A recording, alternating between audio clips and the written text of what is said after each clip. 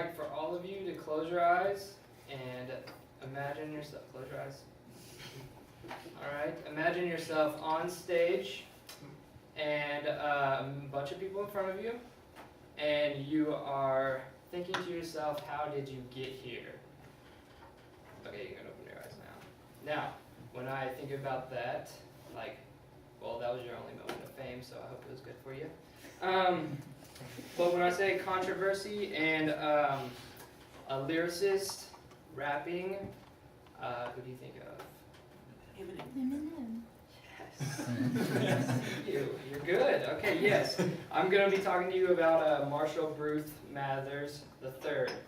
He was a son of Deborah Mathers and obviously Marshall Mathers II, Jr. And he was born October 17th, 1972 in Missouri, St. Joseph. He had a rough childhood, and he was moving back and forth from Missouri to Detroit, and he, since he was always the new kid, he would always get picked on. So, and he was a smaller, skinny white guy, he got picked on by a lot of the rappers because he said that he could rap, you know. So then he obviously grew up in a world full of hip hop, and but going back and forth, he was always secluded himself because he didn't have any friends. And he didn't want to hang on to a friend because he would obviously know that he would lose them, you know. So he found a friend named Ronnie. He was an older guy, and he actually introduced him to hip hop world, and that's what became his life, because Ronnie was like his dad. His dad left him whenever he was a younger guy, so he never really knew his dad. So Ronnie became his father figure, taught him about rap, taught him about girls, how to deal with girls, and as you can tell, he doesn't like girls in his rap, so you can see how that went down. But yeah, he would always get beat up. There was a time on the playground, was quoted, he said that he was on the playground and a kid chunked an ice cube at, like it was snow, so it chunked like an icicle at him and hit him in the head. Slipped and fell and hit his head right on the concrete, and so he blacked out, almost died. So crazy stuff goes on. And but other than that, his younger life, he started growing up, and as a teenager, he evolved into going to rap battles, and he met his friend Proof, and he was actually an MC, DJ type thing for these rap battles. And at this clothing shop, they would move all the clothes behind it for like the weekends, and they would have rap battles in the middle. And he would always go, lose, win, he would always go and practice. He failed the 9th grade 3 times, so he said that school was not the thing for him. So he left and got a full-time job, and at the age of 25, he got married to Kim, and he had a daughter named Haley Jade.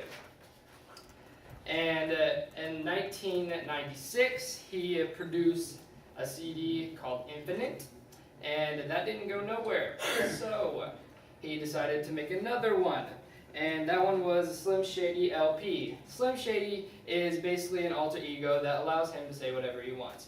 Bad, good, whatever you think. He's a good lyricist, I'm just saying. He formed a lot of different flows, and I'll tell you about that later. And this Slim Shady LP was discovered by Dr. Dre, and that's how he got the recording label, and it became, that's what helped get his kickstart going in the rapping career.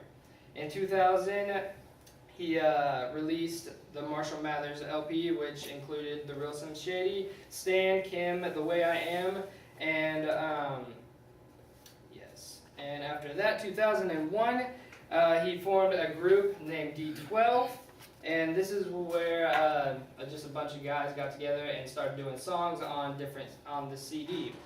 And he was known as the leader of the band. And 2002, the Eminem Show, that was where it had Without Me, Cleaning Out My Closet, which started a whole lot of controversy about killing his mom. Anyways, and but yes, and in 2006, he divorced, became addicted to sleeping pills, and also during that year was the time where Proof got killed. And a lot of proof was, I guess, in a bar, had an argument over a pool table deal, and then he got shot. So, lesson learned there. Alright. Yes. And so this caused Eminem to spiral into a deep depression and almost overdose on some more sleeping pills. And but he recovered and made a CD called Recovery. Clever. And but no matter what you think about Eminem, from the rough life to Slim Shady to having whatever he wants whenever he wants, he went basically from rag to riches, and he obviously is a genius. He sat down and always read the dictionary, studied it well. He formed a way that you can take words and use them in flows that nobody else has used before. And it's very difficult, and I've studied it for about 2 years now, so it's very cool, but very difficult. And which brought him to where he is today, and he's still moving on. He has a new CD out called Bad Meets Evil with Royce da 9-5, and that's just a concept CD to where him and Royce da 9-5 go off of each other in the different lyrics and do different flow patterns. So that's it.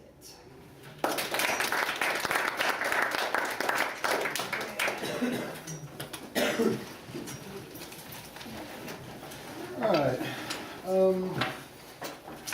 Brief word. I'm sorry. Go ahead. I go Wednesday? Brief word about the video self-analyses.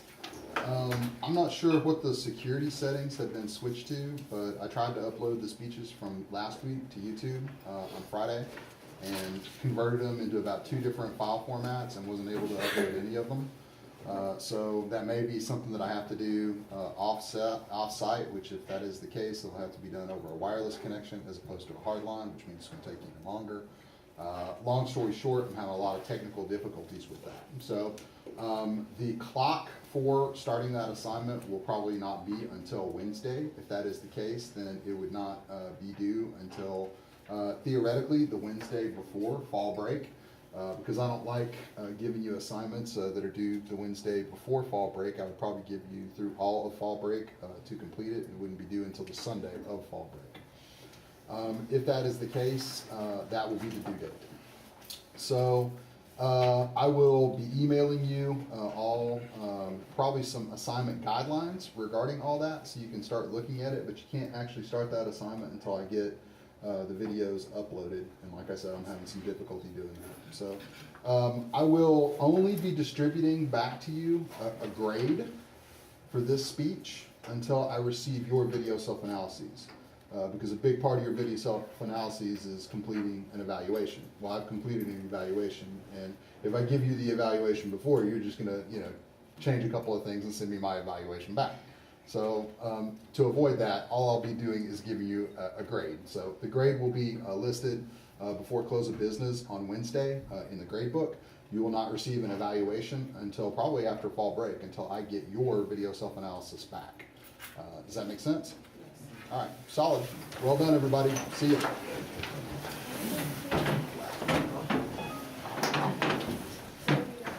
gotta go sit right now.